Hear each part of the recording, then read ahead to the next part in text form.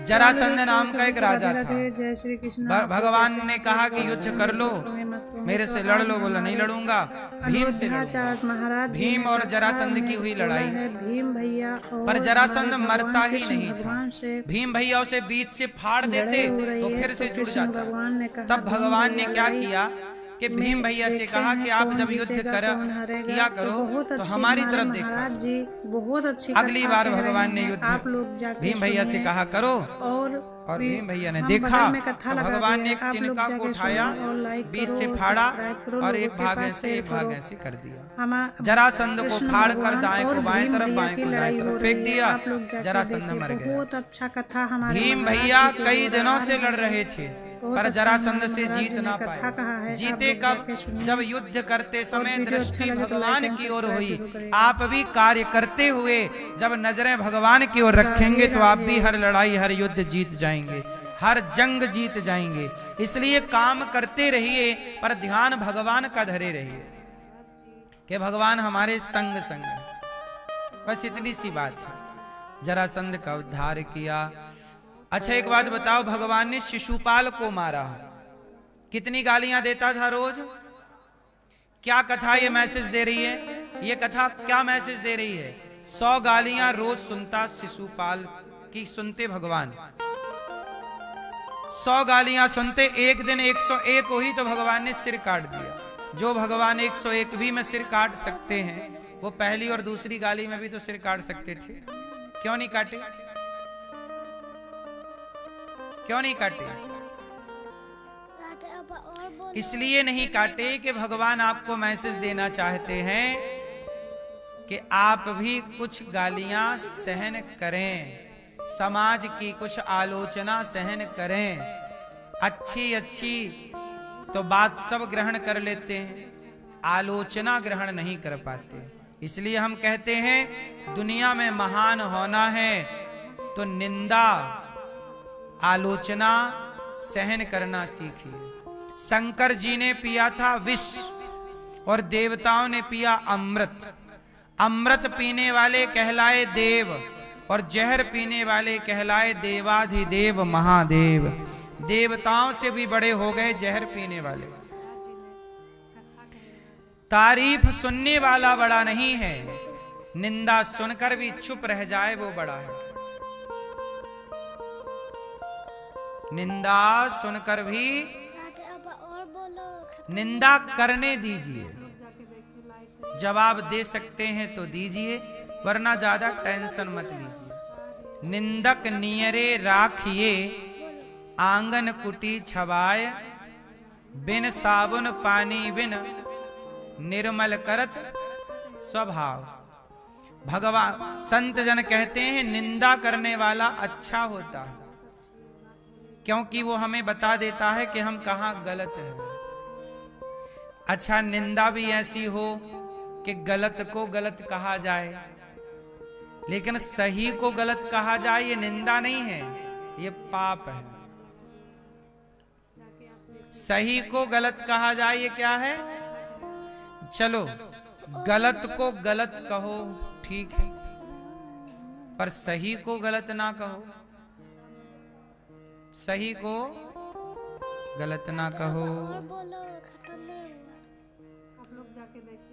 अब हुआ क्या कि भगवान ने शिशुपाल का उद्धार कर दिया और समाज को मैसेज दिया चुप रहा करिए, जितना चुप रह सकते हैं। जब नहीं रहा जाए जवाब दीजिए। शाल्व पर दंत वक्र पर भगवान ने कृपा की।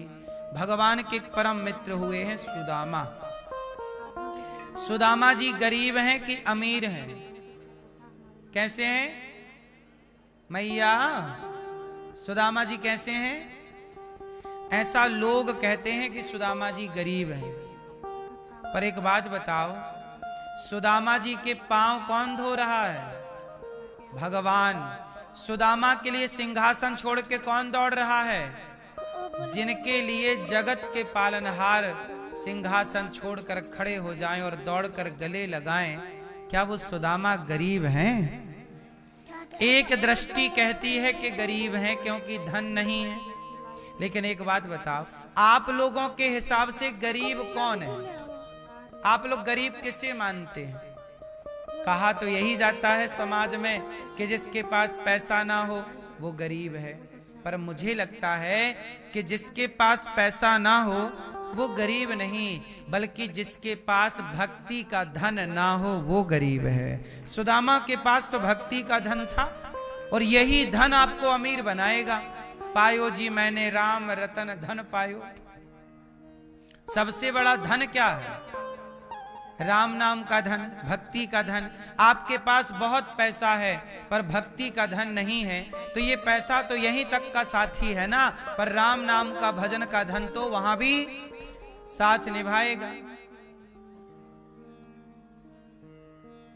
इसलिए आप लोगों को चाहिए कि इस धन के कमाते कमाते वो धन भी जोड़ लीजिएगा। ये धन यहीं तक का साथी है, पर राम नाम का धन। सुदामा जी गरीब नहीं है। सामान्य दृष्टि से यदि आप देखते हैं तो उनके पास पैसा नहीं है, कपड़े भी नहीं है, झोपड़ी भी नहीं है, खाने को रोटी भी नहीं है। इस दृष्टि से आप गरीब कह सकते हैं, पर जो आध्यात्म दृष्टि है वो दृष्टि कहती है कि सुदामा जितने अमीर हैं, मुझे नहीं लगता कि ब्रह्मा जी भी इतने अमीर होंगे, क्योंकि सुदामा के लिए नेत्रों के जल बहाए भगवान, ब्रह्मा जी के लिए कब बहाए? सुदामा जी की अमीरी अलग है कि नहीं? इसलिए मेरी माँ आप भी कमाओ थोड़ा सा धन। कौन सा धन? पायो जी मैंने राम रतन धन पायो, पायो जी मैंने। ओ पंचायती मैया, पायो जी इनने पंचायत का धन पायो। ओ प्रपंच कर लेती हो मेरी माँ। कौन सा धन बेस्ट है? सुदामा जी की पत्नी का नाम है सुशीला और सुदामा जी पोरबंदर में रहते हैं, गुजरात। सुदामा जी भगवान कृष्ण के मित्र हैं। मित्रता कहां हुई? उज्जैन। उज्जैन में पढ़ने गए थे भगवान कृष्ण सुदामा जी के साथ। देखो सुदामा जी और श्री कृष्ण दोनों एक ही गुरुकुल में पढ़े कि नहीं? आजकल सनातनियों को आपस में लड़ाने के लिए कुछ लोग आरोप क्या लगाते हैं? बोले पहले सबको पढ़ने का अधिकार नहीं था, ऐसा आरोप लगाते हैं। यदि सबको पढ़ने का अधिकार नहीं था तो सुदामा ब्राह्मण हैं और कृष्ण यादव हैं। यादव और ब्राह्मण एक साथ पढ़े थे कि नहीं? मतलब पढ़ने का अधिकार सबको था और पढ़ाने वाले सांदीपनी जी। तो ये आरोप लगा के सनातन को जातियों में बांटना चाहते हैं कुछ नेता और कुछ लोग, और आप लोग इनकी बातों में आकर के लड़ने झगड़ने लग जाते हैं। बोलो हाँ। आज हमारे देश में देखो ना, जातियों के नाम पे कितना बड़ा बंटवारा है। इसकी जाति ये, इसकी जाति ये, इसकी जाति ये। एक बात बताओ, एक नेताजी कह रहे थे, मुझे उनकी बात बड़ी अच्छी लगी, वही मैं आपको दोहराए देता हूं। ऐसा है कि हमारे गांव में सब समाज के लोग रहते हैं। हमारे गांव में देखो, हमारे गांव में मोची भी रहता है, ब्राह्मण भी रहते हैं, ठाकुर भी रहते हैं, लोहार भी, कुम्हार भी, बर्मन भी। आपके गांव में भी लगभग सभी समाज के लोग रहते होंगे। क्यों भैया, सही है गलत है? एक बात बताओ, नेता लोग तो जातियों पे लड़ा के चले गए, गांव में तो हमें और आपको रहना है। गली मोहल्ले शहर में तो हमें और आपको रहना है, और हमारी गली मोहल्ले शहर में गांव में सब समाज के लोग रहते हैं। तो नेता तो लड़ा के चले जा रहे हैं, आप तो समझदार हो, आपको सारी जिंदगी अपने पड़ोसियों के संग रहना है। आपस में लड़ झगड़ के क्यों रहते हो? प्यार मोहब्बत से रहोगे तो रहने में भी मजा है। लड़ झगड़ के रहोगे तो क्या मजा है जीवन का। इसलिए आपस में नहीं लड़ना चाहिए, आपस में नहीं लड़ना चाहिए। अच्छा ये बताओ, कौन सी जाति बड़ी है और कौन सी जाति छोटी है? आप जरा हमें कंफर्म कराओ, कौन सी जाति बड़ी है और कौन सी जाति छोटी है? कोई भी जाति बड़ी नहीं है और कोई भी जाति, जातियां व्यवस्था के लिए बनी हैं। जातियां किसके लिए बनी हैं? व्यवस्था। क्या व्यवस्था है? ब्राह्मण एक व्यवस्था है। ब्राह्मण का काम है पढ़ना पढ़ाना। आज के हजारों साल पहले पढ़ाने का काम ब्राह्मणों का था। सुदामा जी को किसने पढ़ाया? भगवान कृष्ण को किसने पढ़ाया? ब्राह्मण ने पढ़ाया, सांदीपनि जी ने। राम को किसने पढ़ाया? राम जी को वशिष्ठ जी ने पढ़ाया, और सबको पढ़ाया निःशुल्क। कृष्ण जी ने पढ़े तो क्या फीस दी? अर्जुन को किसने पढ़ाया? गुरु द्रोणाचार्य। बोलो हाँ। तो पहले के जमाने में ब्राह्मणों का काम था पढ़ाना, और पढ़ाना भी निःशुल्क था। पहले की शिक्षा कैसी थी? निःशुल्क। और श्रेष्ठ कैसी शिक्षा? जिसमें संस्कार हो। अब आज की शिक्षा स्कूलों में जो शराब पी रहा है वो आपके बच्चे को पढ़ा रहा है, जो गाय का मांस खा रहा है वो आपके बच्चे को पढ़ा रहा है। गाय का मांस खाने वाला तुम्हारे बच्चे को क्या पढ़ाएगा? पहले पढ़ाने वाले ब्राह्मण जंगल में रह के तपस्या करके और जंगलों में गुरुकुल बनाकर एकांत में बच्चों को केवल धर्म का, संस्कृति का, संस्कारों का, और केवल संस्कृति संस्कार नहीं, तलवार चलाने का भी ज्ञान, ये भी शिक्षा थी। युद्ध करने का ज्ञान। अर्जुन को गांडीव चलाने का ज्ञान ही तो पढ़ाया ना गुरु द्रोणाचार्य ने। बोलो हाँ। झांसी की रानी को तलवार चलाना सिखाया, तब ना आती थी तलवार। फिर पहले की शिक्षा केवल पेट भरू नहीं थी, राष्ट्र की सुरक्षा के लिए भी शिक्षाएं दी जाती थी। पहले जब राम पढ़कर आए तो प्रातः काल उठ के रघुनाथा, माच पिता गुरु ना वही माथा। जब राम पढ़कर आए तो अपने माँ बाप को आदर से प्रणाम करने लग गए। माँ बाप के चरणों में सम्मान से सिर झुक जाए, इसी का नाम शिक्षा है। लेकिन आज के पढ़े लिखे बच्चे माँ बाप से कहते हैं तुमने हमारे लिए किया ही क्या है। आज की शिक्षा कहाँ ले जा रही है बच्चों को।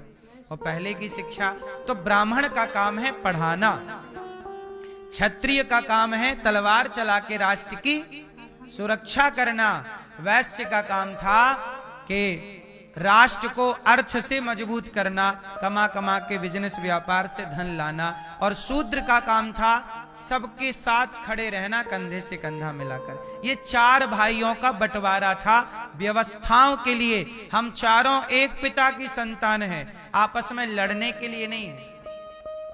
लेकिन आजकल के लोग आपस में लड़ रहे हैं जातियों के नाम। नेताजी लड़ा रहे हैं, आप लड़ रहे हैं। अच्छा, आजकल क्या आरोप लगाया जाता है?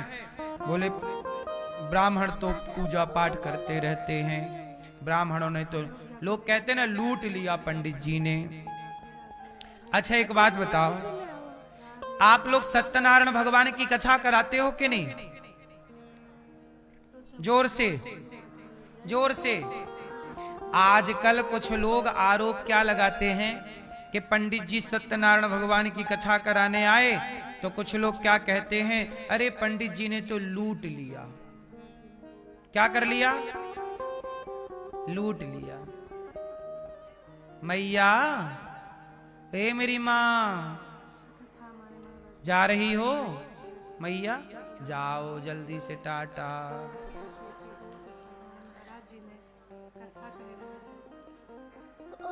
अब चुपचाप बैठो मेरी माँ।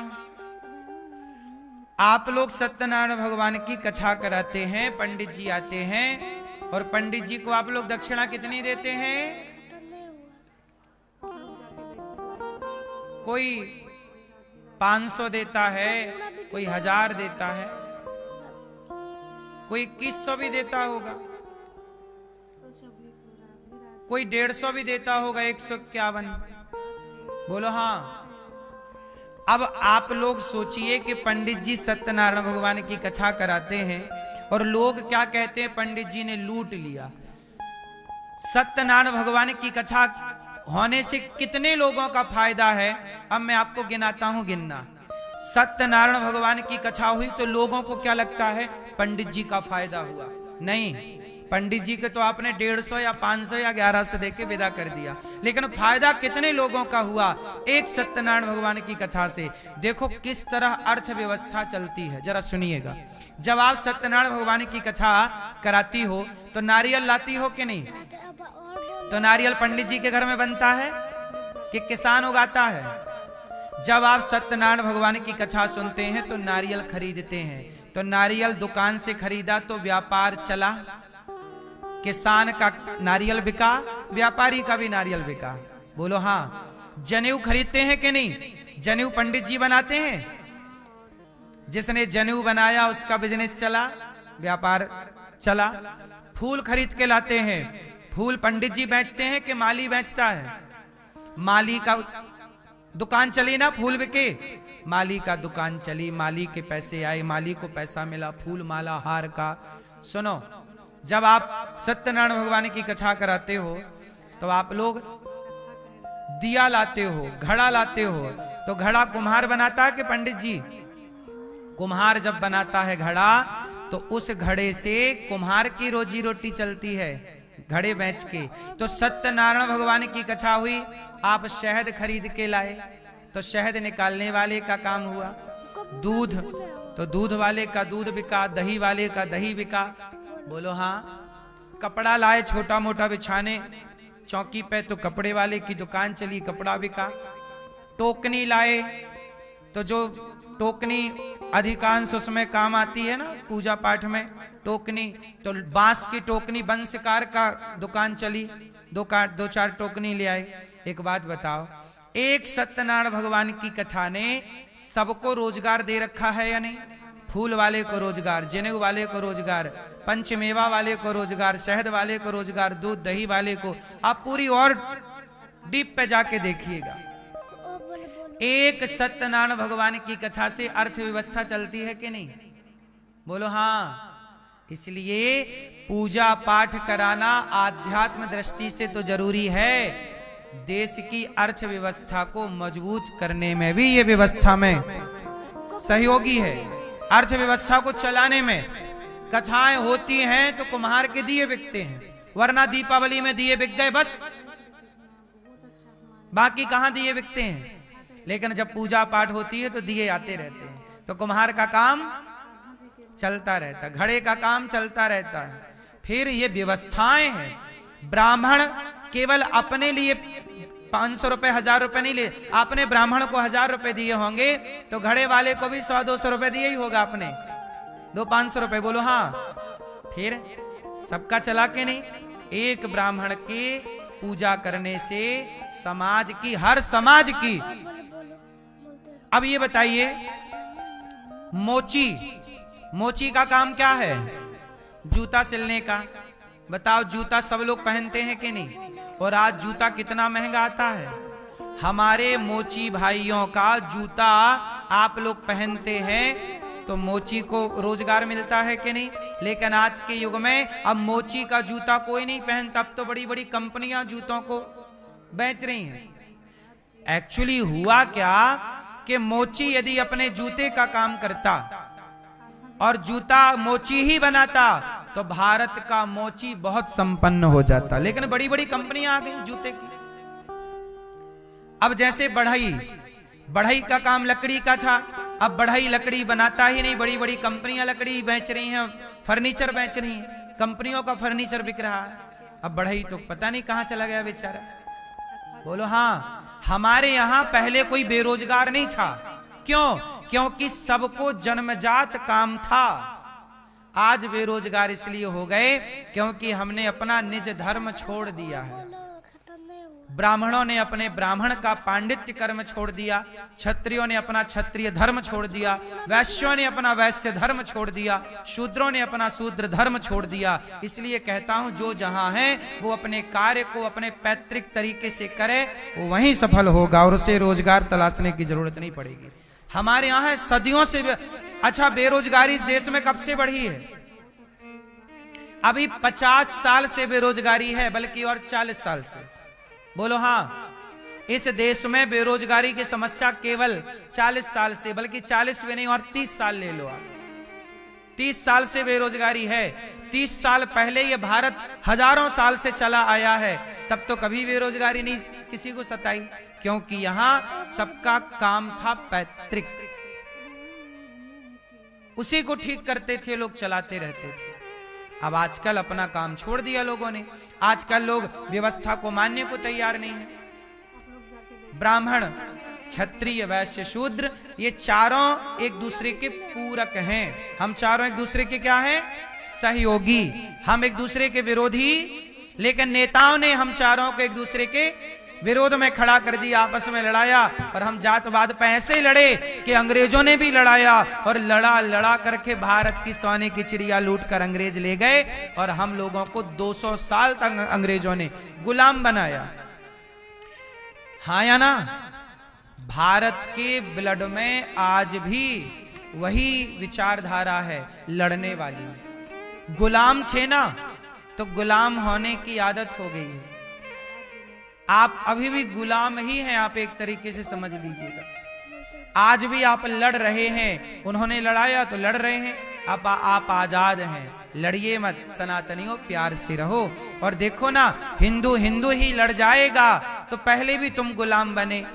हिंदू की समस्या ये है कि वो मुसलमान को भले राजा स्वीकार कर लेगा, भले अंग्रेजों का गुलाम बन जाएगा, पर किसी हिंदू का साथ नहीं देता। ये हिंदू, ये बड़ी समस्या है। हिंदू अपनों का साथ देते तो गुलाम ही क्यों होते? लेकिन हिंदुओं ने क्या किया कि अपनों के साथ गद्दारी करके अंग्रेजों को राजा बना दिया कि तुम्हारी गुलामी कर लेंगे पर हिंदू की नहीं करेंगे, इस राजा के अधीन नहीं रहेंगे। आपस में ना लड़े होते तो ये स्थितियां ना होती। अब भी समय है कि भाई प्रेम से रहो, आपस में ना लड़ो किसी के लड़ाने से। हमारे यहाँ शिक्षा पर सबका अधिकार था। सुदामा जी और कृष्ण जी एक साथ पढ़े कि नहीं? इसका मतलब जो नेता लोग भड़काते हैं कि यहाँ सबको पढ़ने का अधिकार नहीं था कि नहीं? जोर से नहीं था तो कृष्ण कैसे पढ़ गए? सांदीपनी जी के यहाँ लोग कहते हैं ना कि केवल ब्राह्मणों को पढ़ने का अधिकार था, ब्राह्मणों ने सबको पढ़ने नहीं दिया। और आरोप क्या लगाते हैं भारत पर कुछ लोग कि पहले स्त्रियों को पढ़ने का अधिकार नहीं था। ऐसा भी लोग बोलते हैं कि पहले स्त्रियों को पढ़ने का अधिकार, अरे पहले भी स्त्रियों को पढ़ने का अधिकार था। आपने सुना होगा आद्य शंकराचार्य जी से मंडन मिश्र की पत्नी मां भारती ने शास्त्रार्थ किया था। वो पढ़ी लिखी थी तब तो शास्त्रार्थ कर पाई थी, नहीं पढ़ाया गया होता महिलाओं को तो कैसे पढ़ती? फिर तो पहले भी स्त्रियों को, झांसी की रानी अनपढ़ थी कि पढ़ी लिखी थी? पहले की आप आज की महिलाएं तो घर भी नहीं चला पा रही हैं। कुछ महिलाएं, पहले की महिलाएं तो शासन करती थीं। रानी, राजा मर जाता था तो राजा की रानी पूरा सत्ता संभालती थी। अब बताइए क्या उन रानियों को वो पढ़ी लिखी नहीं थी? क्या झांसी की रानी पढ़ी लिखी नहीं थी? क्या रानी दुर्गावती पढ़ी लिखी नहीं थी? क्या अहिल्याबाई होलकर पढ़ी लिखी नहीं थी? इन सबने राज्य सिंहासन पर बैठ के बढ़िया राज्य चलाया है। और ना जाने ऐसी कितनी महारानियां जिनका नाम आप नहीं जानते। इसका मतलब यह हुआ कि हमारे देश में यह झूठ फैलाया जाता है कि पहले की स्त्रियां पढ़ी लिखी नहीं थीं। पहले भी सबको पढ़ने का अधिकार था, आज भी अधिकार है। आज भी कुछ स्त्रियां नहीं पढ़ती, कुछ लड़कियां स्कूल नहीं जाती, नहीं पढ़ती। भाई नहीं पढ़ने वाले को तो आज भी नहीं पढ़ रही हैं, और पढ़ने वाले आज भी पढ़ रहे हैं, और नहीं पढ़ने वाले तब भी नहीं पढ़ते थे और तब भी पढ़ते। जिसे पढ़ना था वो पढ़ता था, और नहीं पढ़ना तो फिर ऐसा आज भी है। तो स्त्रियों को आज भी पढ़ने का अधिकार है, 1000 साल पहले भी पढ़ने का। 1000 साल पुरानी स्त्रियों का इतिहास उठाओ, मैं 1000 साल पुरानी बात कर रहा हूं। मंडन मिश्र की पत्नी आद्य शंकराचार्य जी हजारों साल पहले थे, तब की बात कर रहा हूं मैं। अहिल्याबाई होलकर का इतिहास उठा लो, कितने साल पुराना है, तब वो पढ़ी लिखी ना होती तो राज कैसे। राज्य चलाने के लिए ना मेरी माँ शिक्षित होना जरूरी है, कोई अनपढ़ महिला नहीं चला सकती। तो हमारे यहाँ की स्त्रियां पढ़ी थी, लेकिन आरोप क्या लगाया गया भारत पे कि महिलाओं को नहीं पढ़ने दिया गया। पढ़ने दिया, क्यों भारत को बदनाम कर रहे हो भाई, क्यों ठीक ठीक नहीं समझते और समझाते। पहले अब आरोप क्या लगाते भारत पे, बोली भारत में सती प्रथा थी, महिलाओं को जिंदा जला देते थे। सच बताओ भारत में सती प्रथा थी, उत्तर दो हाँ या ना। भारत में सती प्रथा थी क्या, हाँ या ना में उत्तर दीजिए। थी क्या, हाँ या ना। क्यों सती प्रथा थी बेटा, थी, पढ़ा है ना आपने, आपको गलत पढ़ा दिया। अब मैं आपसे पूछ रहा हूं, सती प्रथा थी तो राम जी की मां कौशल्या जी सती क्यों नहीं हुई थी, बताओ। सती प्रथा थी, जिंदा जला दिया जाता था चिता पे, तो कौशल्या मां को क्यों नहीं जलाए, कैकेयी मां को क्यों नहीं जलाए, उनके भी तो पति की मृत्यु हो गई थी दशरथ जी की। सती प्रथा थी तो कौशल्या जी को भी जलाना चाहिए था, कैकेयी मां को भी जलाना चाहिए था, क्यों नहीं जलाए। यदि सती प्रथा भारत में थी और महिलाओं को जिंदा जलाया गया था, तो बताओ पांडु के मर जाने पर कुंती को सती क्यों नहीं किया गया। पांडु मर गए तो कुंती सती क्यों नहीं हुई, उत्तर दो। इसका मतलब भारत में सती प्रथा नहीं थी। तो प्रश्न ये खड़ा हुआ, बच्चों को पढ़ाया क्यों गया, आधा पढ़ाया गया, आधा ज्ञान पढ़ाया गया। पढ़ाना यह चाहिए था कि सती प्रथा नहीं थी, पर कुछ राजाओं ने मनमाना करके कुछ नारियों को चिता पे जिंदा जलाने की गलत परंपरा स्टार्ट कर दी। कुछ राजाओं ने मनमाने तरीके से, क्या हुआ कि जब युद्ध भये तो युद्ध में क्या हुआ कि युद्ध में मर्द मर जाता है, युद्ध में मरता है तो उनकी विधवाएं रह जाती हैं, और जब विधवा रह गई तो बाद में वो किसी पुरुष के संग यदि वो रहने लग गई और किसी प्रकार की समाज में अव्यवस्था फैली, तो राजाओं ने कहा कि भाई, कुछ राजाओं ने मनमाने तरीके से कि इनकी विधवाओं का क्या करें, बोले इनके पतियों के संग इनकी विधवाओं को भी जला दो, क्योंकि बाद में कौन संभालेगा।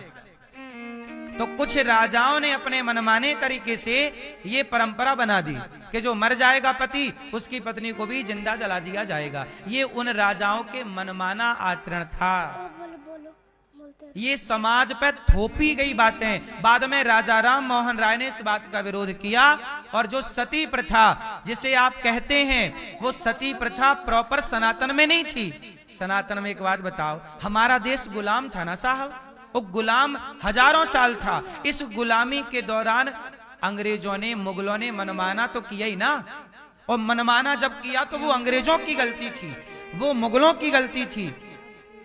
अब हम सनातन के लोगों को क्यों बदनाम कर रहे हो कि सती प्रथा थी, वो उन राजाओं का कसूर था। उन राजाओं का नाम लेके बोलिए कि भाई साहब यहाँ पहले सती प्रथा नहीं थी, बीच में घुसा दी गई, बाद में राजा राम मोहन राय ने खत्म किया। पढ़ाना भी था तो ऐसे पढ़ाते, लेकिन पढ़ा क्या दिया, भारत में सती प्रथा थी जिसे राजा राम मोहन राय जी ने बंद किया। अब लोगों को लगा शुरू से रही, तो सवाल आप लोगों को पूछना आया नहीं पढ़ाने वालों से कि साहब कौशल्या जी सती क्यों नहीं हुई थी। फिर क्रॉस क्वेश्चन तो करना चाहिए पढ़ाने वालों से। हमारे सच बताऊं, भारत की शिक्षा ही अभी ठीक नहीं है, बहुत सारी चीजें गलत पढ़ाई जाती हैं, बहुत सारी चीजें। लेकिन कौन कहे, किसे कहे, किसे कहे, कौन सुन रहा है। और आप लोग हैं कि सब गूंगे बनके अनिरुद्धाचार्य का विरोध तो कुछ लोग करेंगे, लेकिन जो गलत पढ़ाई हो रही है उसका विरोध नहीं करेंगे, जो गलत चल रहा है उसका विरोध नहीं करेंगे। भारत को बदनाम करने का षड्यंत्र चला। भारत को क्या बताया गया, अमेरिका, लंदन के लोग, विदेशी लोग भारत को क्या कहते हैं, अरे ये तो सफेरों का देश है, यहाँ तो सती प्रथा है, यहाँ तो बच्चों को, इस महिला पुरुष को पढ़ने नहीं दिया जाता। ये अंग्रेजों ने कोई कम खेल खेला है यहाँ पर, हाँ? उन्होंने तो लड़ाया है और हम उनकी बुद्धि समझ नहीं पाए, और हमने उनकी कही झूठी बात सही मान ली। हमने अपने गिरेबान में झांक कर नहीं देखा कि हम कौआ कान ले गया, कौआ के पीछे भाग गए, कान है भी कि नहीं चेक किया ही नहीं।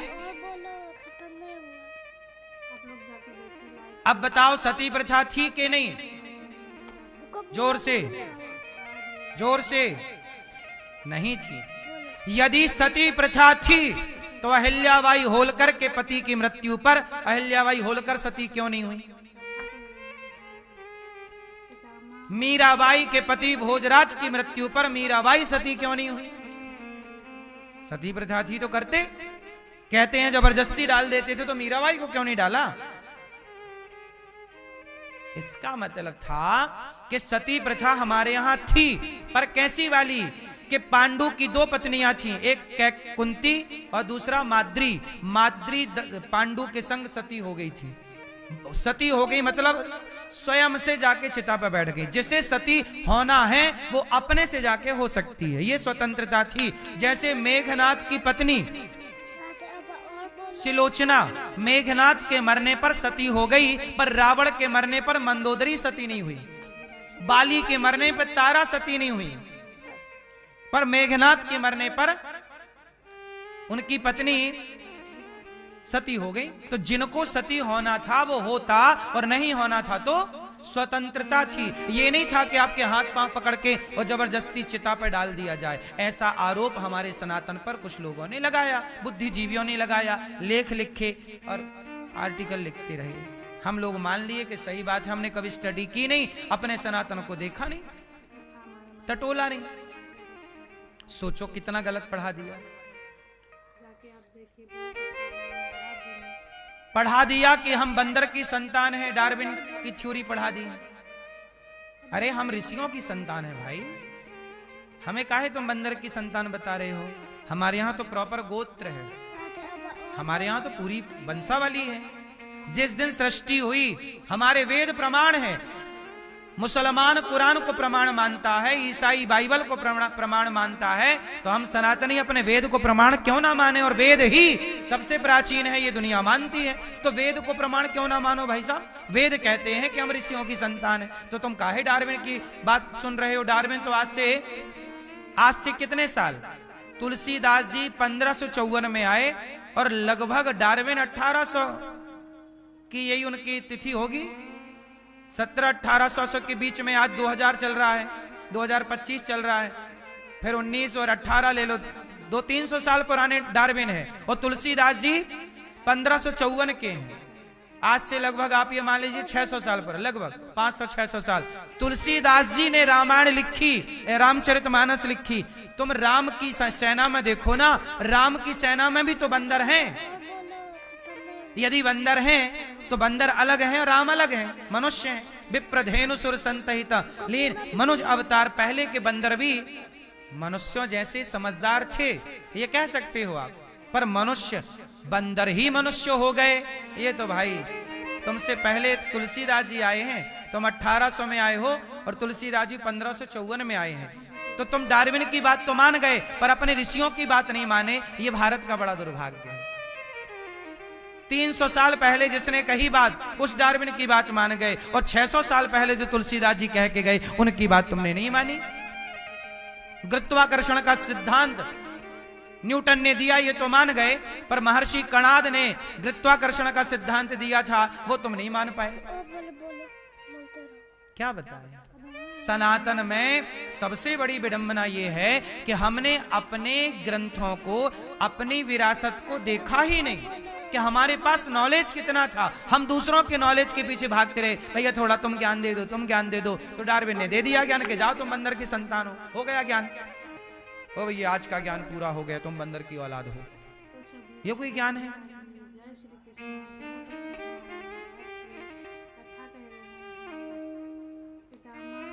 कितनी मूर्खतापूर्ण बातें बच्चे पढ़ रहे हैं स्कूल में और नंबर पाके पास फेल हो रहे हैं। जिस सिद्धांत को पढ़ाना चाहिए वो पढ़ा ही नहीं रहा कोई। गा से गधा पढ़ा रहे हैं स्कूलों में, गा से गणेश नहीं पढ़ा रहे हैं। गधा ही चाहते हैं ना सब लोग।